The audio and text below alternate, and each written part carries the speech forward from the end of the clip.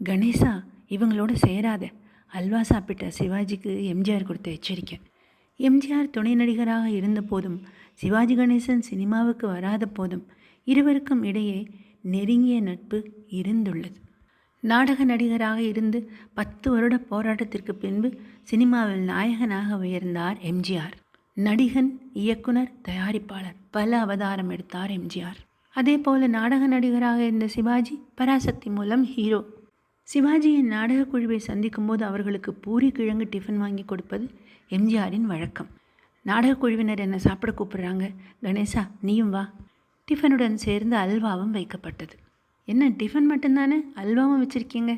இல்லைண்ணே, சர்வர் பையனுக்கு நாடகம் பார்க்க இலவச டிக்கெட் கொடுக்கணும், அந்த பில்லுக்காக இந்த அல்வா. டேய், முதலாளிகிட்ட சொல்லிடுவேண்டா என்று எம்ஜிஆர் சொல்ல அழுதிருக்கிறார் அந்த சர்வர். அல்வாவுக்கு பணத்தை கொடுத்துவிட்டு வெளியில் வந்த எம்ஜிஆர் சிவாஜியிடம், கணேசா இவங்களோட சேராத, உனக்கும் சேர்ந்து கெட்ட பேர் கொடுத்துருவாங்க.